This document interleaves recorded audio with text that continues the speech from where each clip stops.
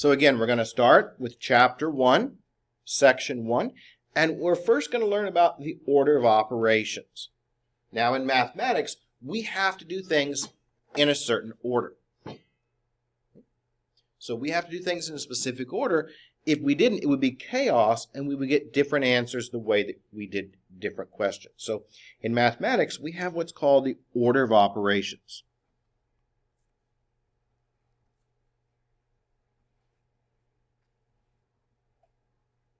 And all the order of operations is just how we approach problems. And we all approach them the same way. Now, for order of operations, what we do first is we do our parentheses, square brackets, and then we'll talk later on about the absolute value bars. Okay? Well, there's a whole section for absolute values, but these are called absolute value bars.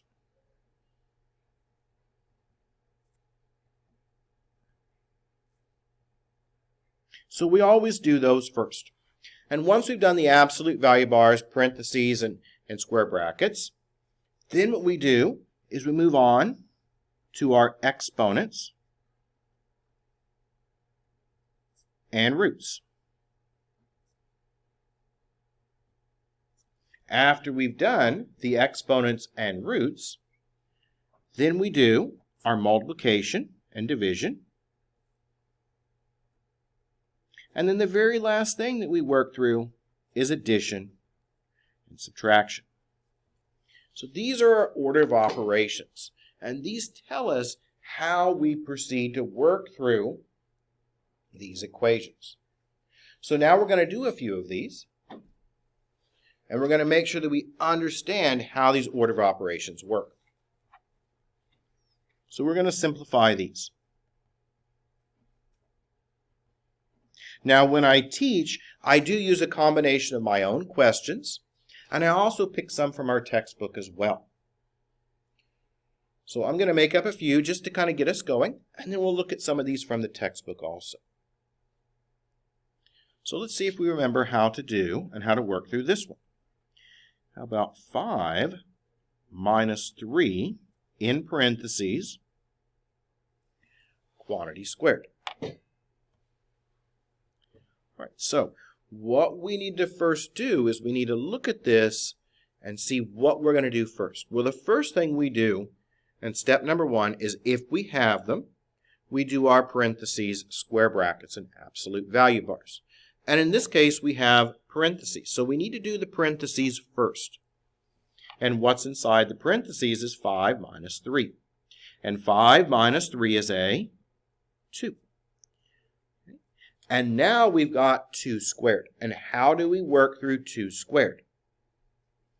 Well, with these exponents, when we work them out, 2 squared, we write it out. 2 squared is 2 times 2. And 2 times 2 then is a 4. So our answer on that question would be 4. Right, so what we do first is we do what's inside the parentheses first. Then we square it out after that. Let's try another one.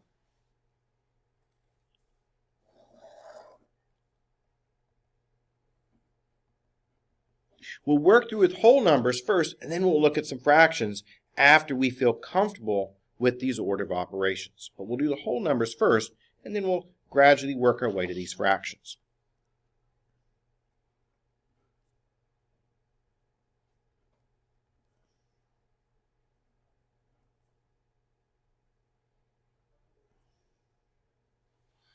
So this one is the same concept as what we just worked through, but we're adding one more step to it. So again, what do we do first? Okay, the first thing we do is we do our parentheses. Now in some cases, I will split the paper in half, and this is going to be the question, and this will be our work over here. So that way we can keep this side on the left nice and neat, and the right can be our work. To be successful in mathematics, you really need to make sure you keep track of things and be well organized. So the first thing we would do is we would go ahead and add that 4 plus 2. Okay, and 4 plus 2 is that 6. And I'll get you the syllabus here in just a moment. Oh, yep. Yep, no problem. All right, so let me pass out the syllabi real quick here. Yep, hey, you're welcome. Right, and here you are. Thank you. Yep, you're welcome. Yep, it's elementary algebra, so. Yes. Yep. Hey, it happens, not a problem at all. Okay, so is everyone okay with that? So I added those together. They give me the 6. Now, how do I handle the 6 cubed? Well, 6 cubed, we're going to write it out. And it's cubed, so we're going to write this out 3 times. And then we just multiply them together. And so 6 cubed, we wrote it out 3 times because that's our exponent. 6 cubed is then 216. And we'll just rewrite this over here.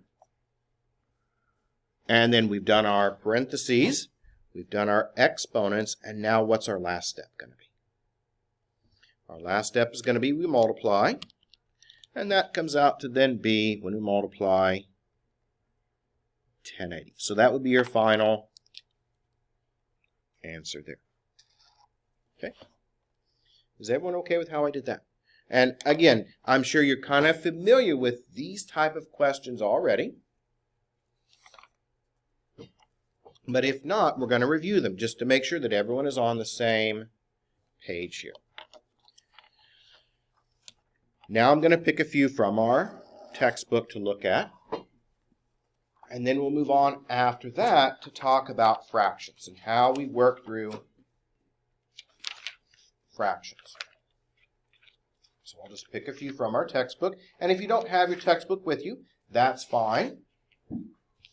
You can pick it up after class. So let's look at another one here, a little bit different. I'm on page 34.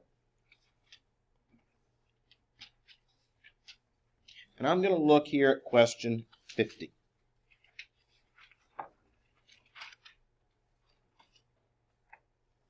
And we've got 30 minus 3 times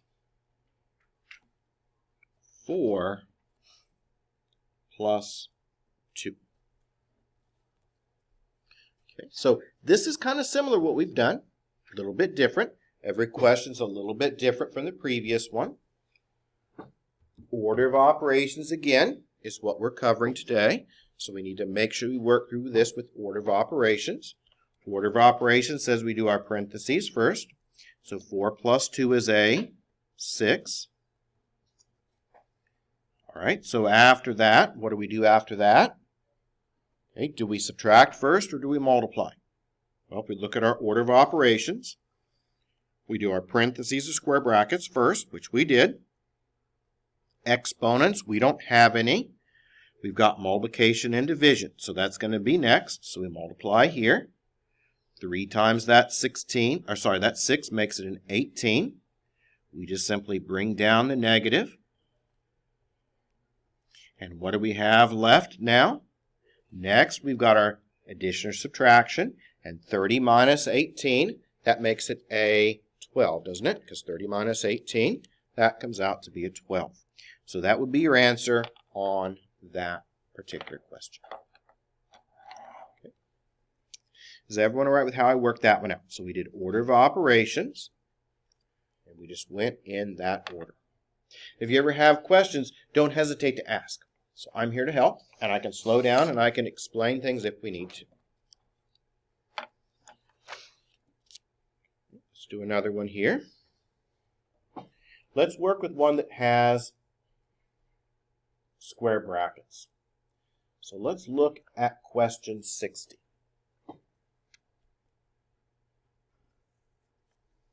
Okay, so we're going to look here at question 60. And we've got 4 squared.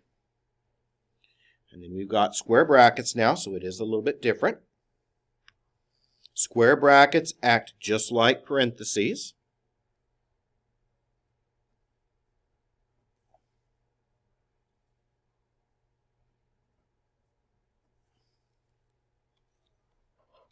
So let's talk about and work our way through this question here. Now, what we want to do on these is we've got square brackets and we've got parentheses. When we talk about square brackets, we have those because we already have parentheses, and we don't want a whole bunch of extra sets of parentheses. So to avoid confusion, we have parentheses here, so we use square brackets on the outside.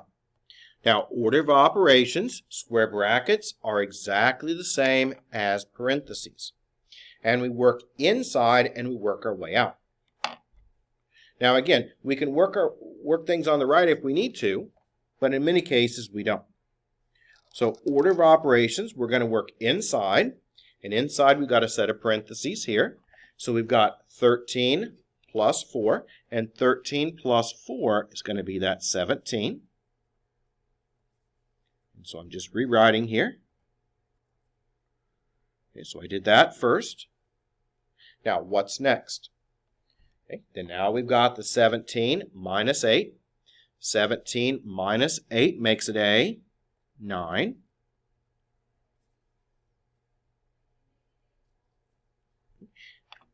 Nothing else can be done inside of those square brackets. So what do we do next? Do we multiply next, or do we do our exponents? Remember, order of operations, we do the exponents next. 4 squared. How do we handle 4 squared? Well, with exponents, if we have 4 squared, what does that mean? That means we've got 4 times 4, which is then what? 16. So that gets rewritten as a 16.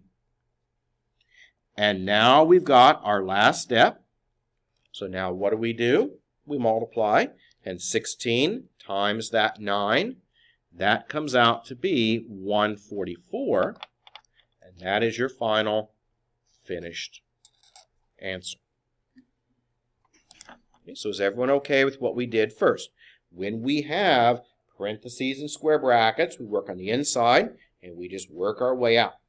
Now let's move on to a little bit more difficult question. This has more steps in it.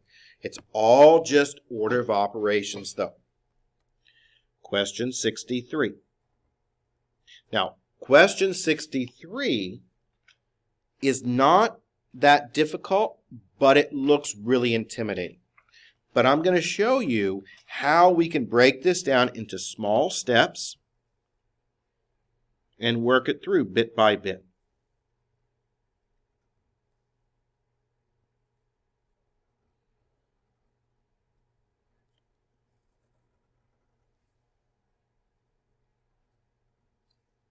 Now, when we see a question like this one, a lot of times students feel intimidated by this because there's a lot of things going on, right? We've got fractions and we've got all these parentheses and exponents.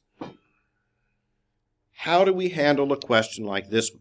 Well, for this one, what we're going to do is we're going to break it up into smaller pieces that we can work through a little bit at a time.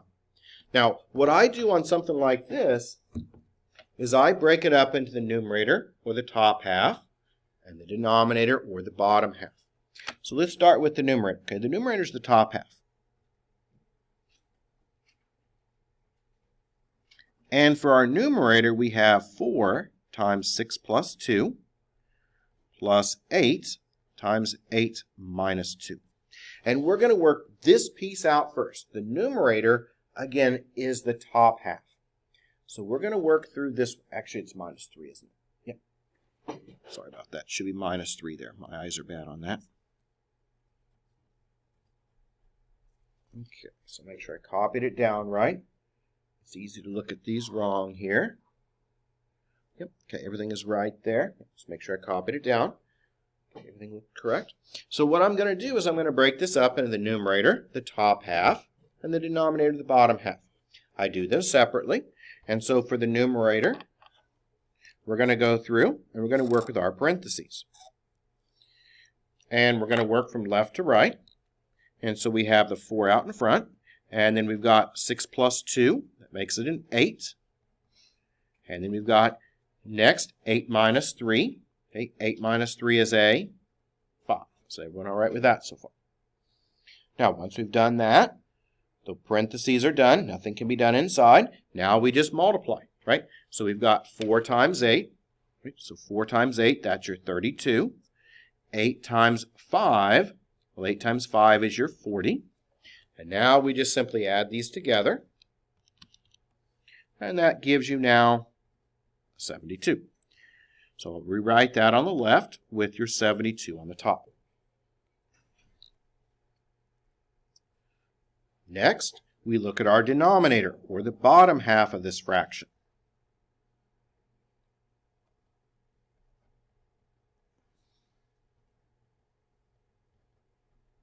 And what do we have in our denominator?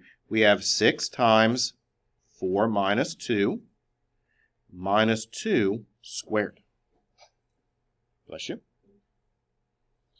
Okay, so we're going to apply the same technique that we used a moment ago, order of operations.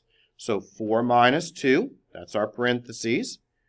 4 minus 2, that's a 2.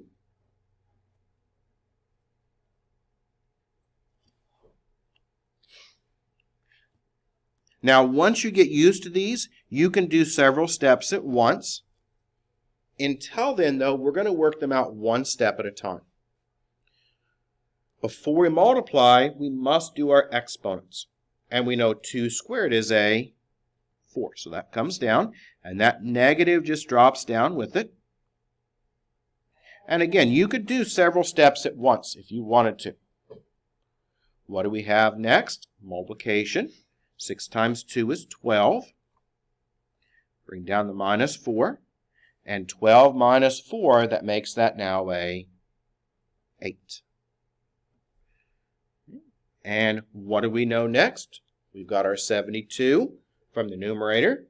We've got our 8 from the denominator. And 72 divided by 8, well, that comes out to be a 9. Okay, so is everyone all right with how I did that? We just followed our order of operations there. Okay, let's do one more. And then we'll talk about inequalities and how they work. So let's do one more of these. This one's going to have a fraction in it. So just to kind of review fractions, if we need to, we can do a couple with fractions. But let's go back and look at question 43. So we've talked about order of operations, and we've done all of these with whole numbers. Now we're going to look at one that has fractions in it. I wanted to do the whole numbers first, because students always struggle with fractions. And so I'd rather us be comfortable with whole numbers before we really move to fractions. So question 43 is 1/4 times 2/3 plus 2/5 times 11/3. So this is what we've got to work with here. Now, students struggle with fractions.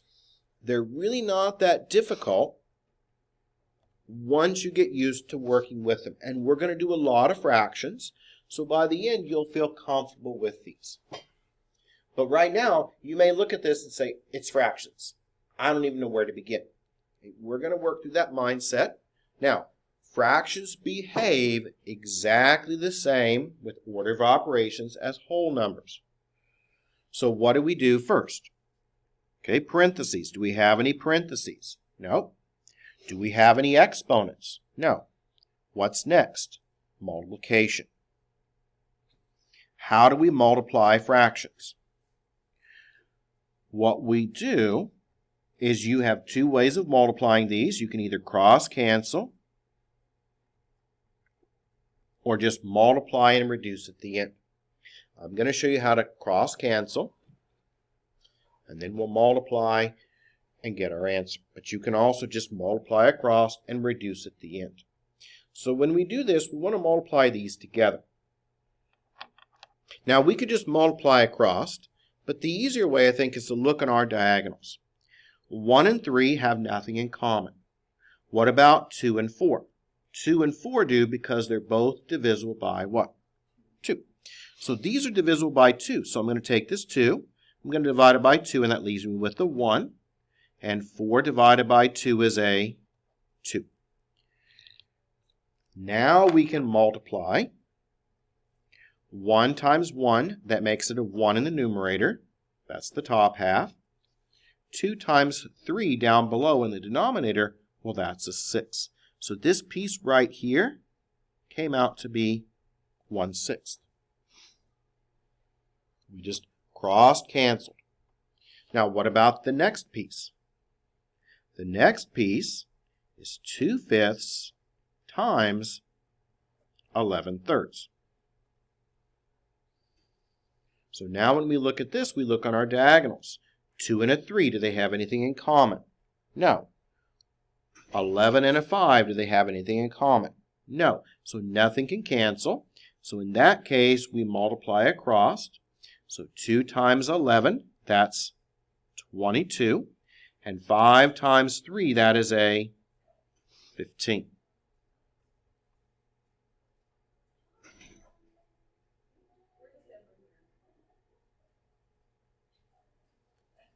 Okay, and I'm slowing down on this one just to make sure that everyone's in the same place. So when we multiply, we can cross-cancel. When you add fractions, that's where it becomes a little bit more difficult.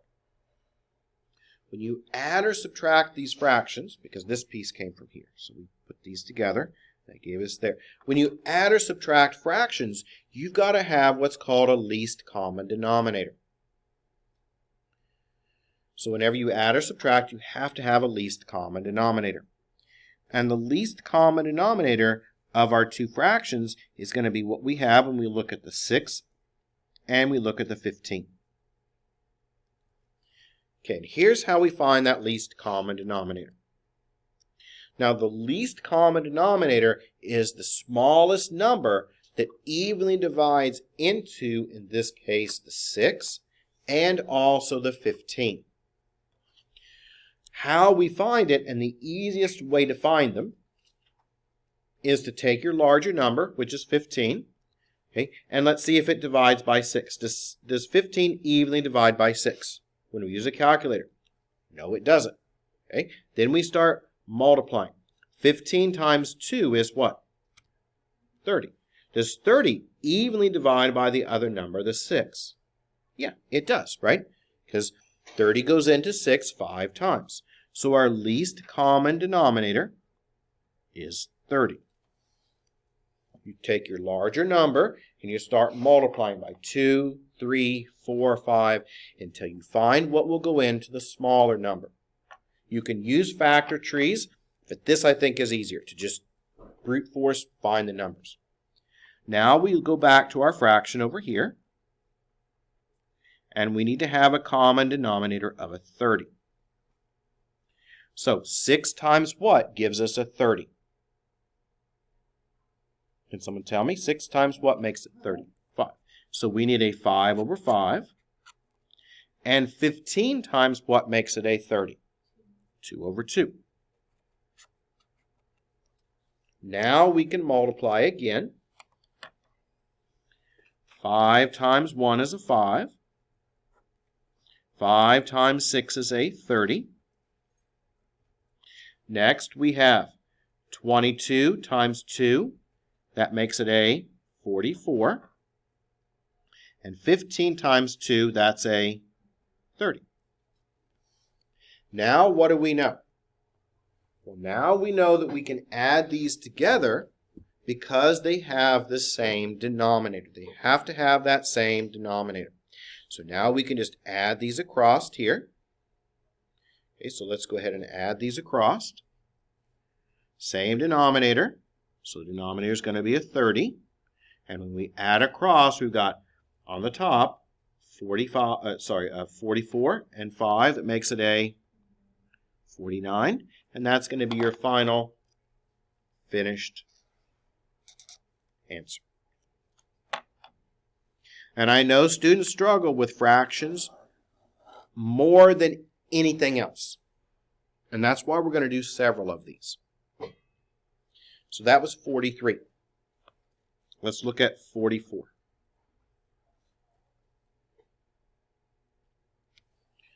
We'll look at 44 here. Same concept.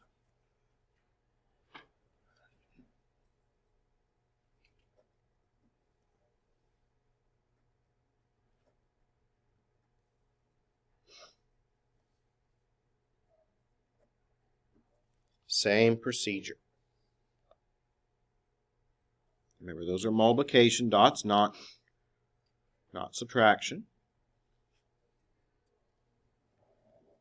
All right, so we're going to do the exact same procedure that we did on the last one. So we've got now 9/4, and we're going to multiply that by 2/3. We look on our diagonal. When we multiply, 9 and 3 are both divisible by 3. So 9 divided by 3 is a 3. 3 divided by 3 is a 1. 4 and 2 are divisible by 2 again. So 4 divided by 2 is a 2. 2 divided by 2 is a 1. Now we can multiply across and see what we're left with. So 3 times 1 is a 3. 2 times 1 is a 2. So that piece is now 3/2. But you see how I'm splitting the paper down the middle? This is my work. This doesn't necessarily have to be organized. But I always like to try to make sure that the left side of my paper is highly organized. Next, we're going to work with the 4/5 and the 5/3. Same concept. The 5s can cancel. So 1 and 1. 4 and 3 have nothing in common though. So now we multiply. 4 times 1 is a 4. 1 times 3 is a 3. Here's where students make mistakes. I cannot cancel those 3's here. These 3's and that 4 and 2 cannot cancel. Why not? Because this now is not multiplication. What is it now? It is addition. And for addition and subtraction, we have to have a common denominator so they can go together. So once you're at the addition and subtraction, those cannot cancel. Right? We have to put them together. So we need a least common denominator. And the least common denominator of 2 and 3 would be 6, right? How did you get that? Well, does 6 evenly go in? Or sorry, does 3 evenly go into 2? No.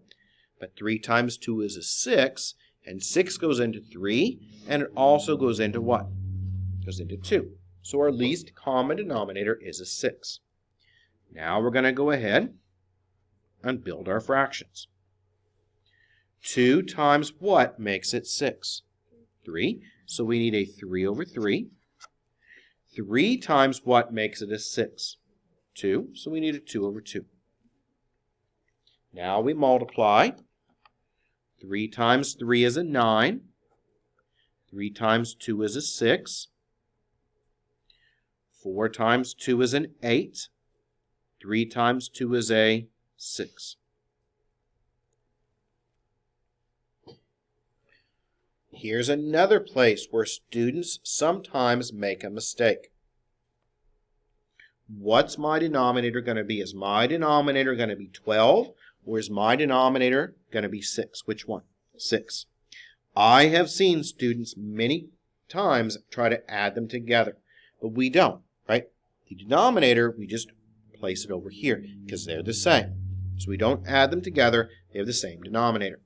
And 9 plus 8, we add across in the numerator. 9 plus 8, that makes it a 17. So what's that going to come out to now be? 17 over what? Over 6. I'm going to make up one more for us to work through. Then we'll talk about inequalities. So we're going to try to simplify this one out.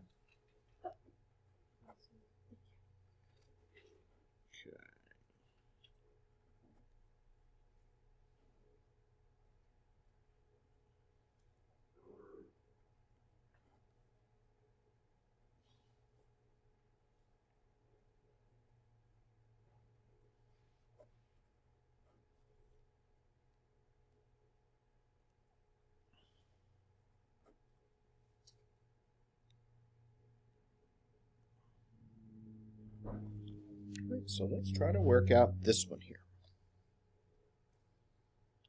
Same concept as what we've done earlier.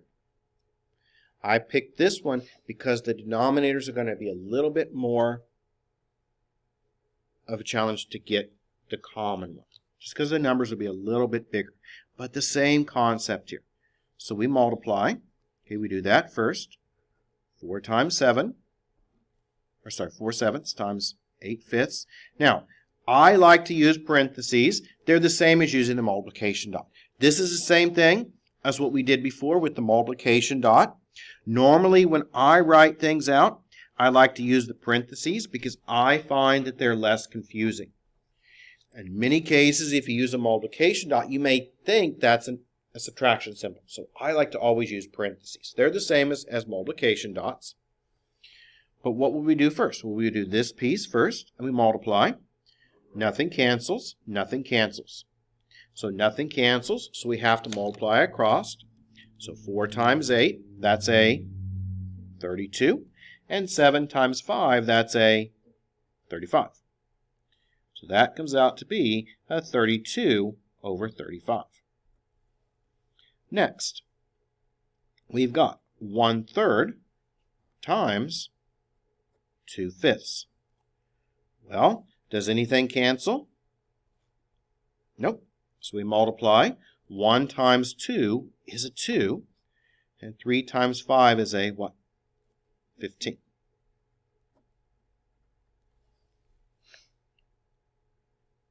Now we need to find our least common denominator of 35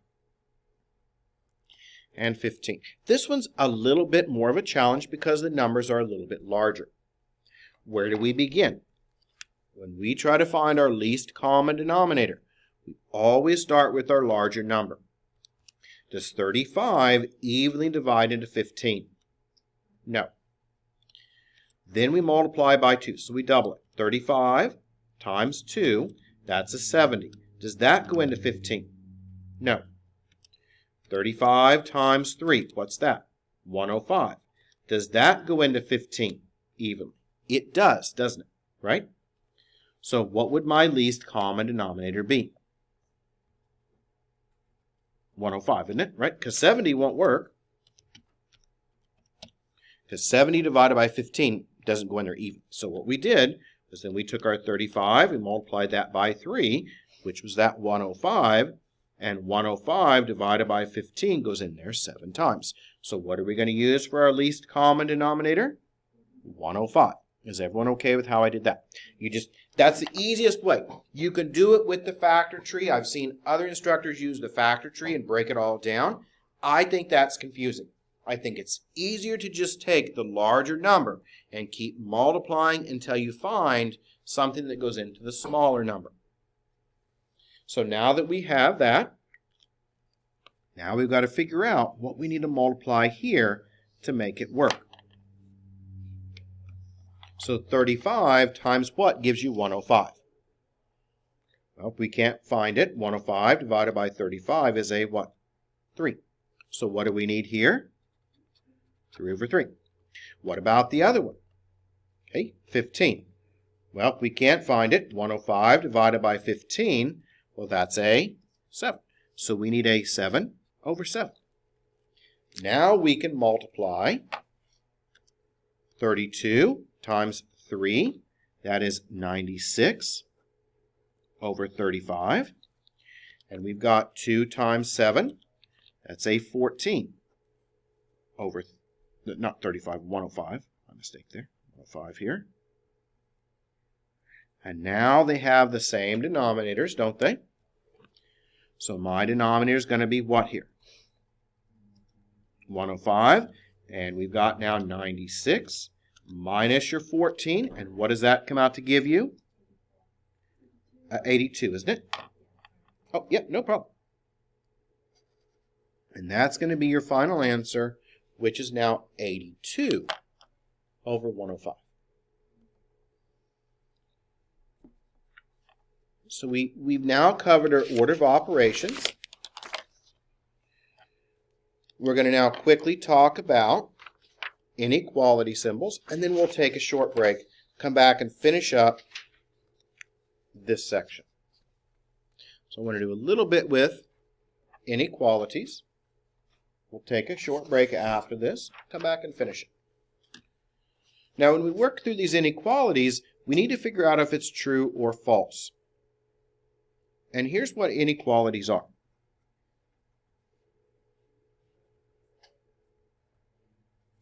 We've got our inequality symbols. So we've got greater than, less than, greater than or equal to, less than or equal to. Now, how I remember these is they need to point towards a smaller number.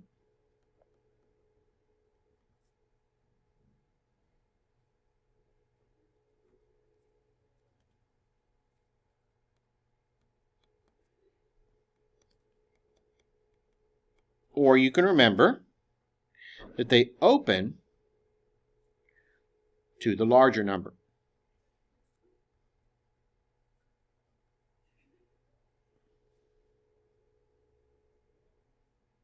Okay, so you can remember it's either they point towards a smaller number or they open towards the larger number. Now on these, we're going to see if these are true or if these are false here. So we're going to be using order of operations to see if these are true or if these are false. And I'm going to pick these questions from our textbook. And we're going to look first at question, how about question 80? And this again is on page 34. And we're going to look at question 80. We'll talk about the number line and how these fit into that later on. But right now, we're just wanting to see if these are true or if these are false.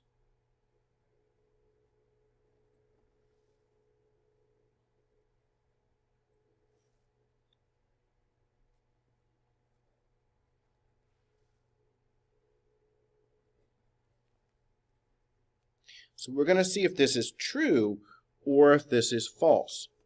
And what we need to do is we need to work out both sides and condense them down to a number, to a whole number on each side so that we can compare them.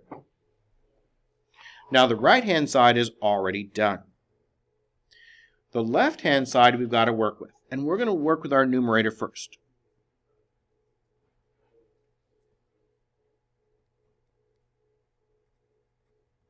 So again, whenever we come to something that's difficult like this, we split it up. So we're going to split up our numerator and our denominator and work them out separately. So we're looking at our numerator here. And we have 3 plus 1, that's a 4. And then we multiply, so 7 times 4 makes it a 28. And then 28 minus 2, that is a 26. So that numerator comes out to be a 26. Now we work through the denominator.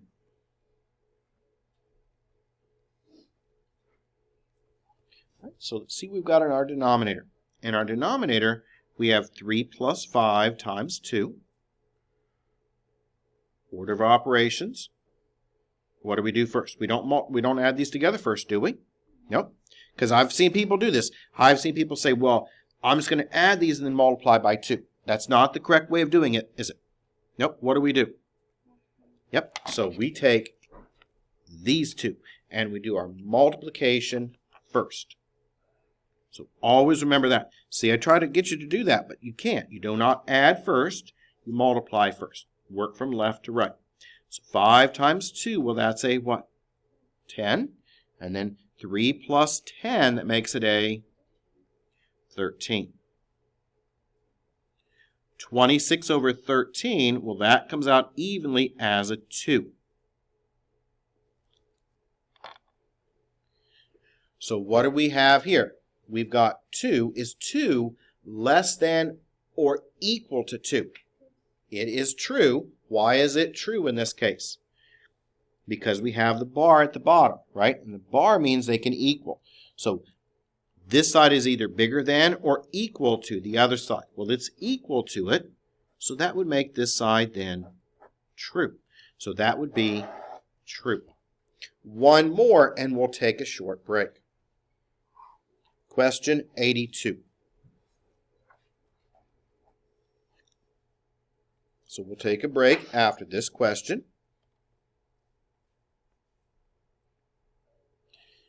Let's look at question 82. So we've got 7 is less than or equal to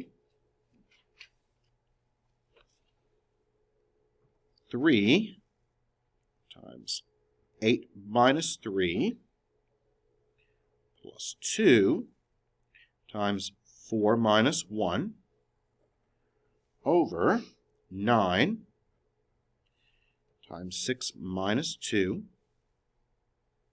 minus 11 times 5 minus 2. We're going to approach this the exact same way that we looked at the last one.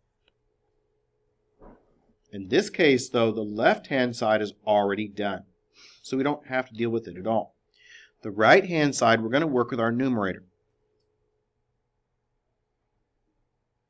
And in our numerator, we have 3 times 8 minus 3 plus 2 times 4 minus 1. What do we do first? We don't multiply. We do our parentheses first. So those have to be done first.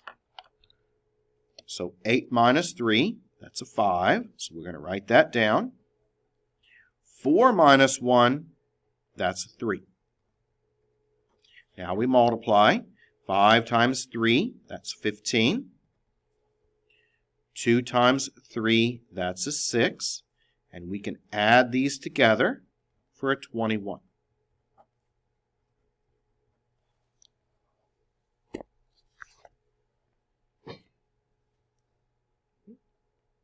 Is everyone okay with that so far? Now we do the denominator.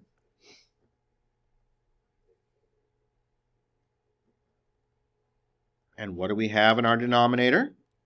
We have 9 times 6 minus 2 minus 11 times 5 minus 2. 6 minus 2, well, that's a 4. 5 minus 2, well, that's a 3. And then what do we have? Next we multiply. 9 times 4, that's a 36. 11 times 3, that's a 33. And 36 minus 33, that's a 3. 21 divided by 3, that's a 7. And is this true or is this false now? Yep, again, just like the last one, this one would be true. And why would it be true? Because they can equal. Okay? If this would have been an 8, would it be true? Yes, it would be, right? If it was an 8 over here instead of a 7, if it was an 8 here, it would be true. Why? Because it would be opening towards the bigger number. If the 8 was on the left, though, it wouldn't work. Because if we had an 8 here and a 7 here, it wouldn't work because it would be pointing towards 8, which is the bigger number. And it needs to point towards a smaller one, open towards the bigger one. Or if it has a bar on the bottom, that means they equal. Let's go ahead now, take a short break. We'll come back. We'll make sure we've covered everything in this section, and then move on to the next section. So let's take about a 10-minute break, and let's meet back here at about 9:20. Can you go back up to not that problem, but the problem before? Sure. I didn't get it all copied down. Oh, yep, no problem. Thank you. Yep, you're welcome.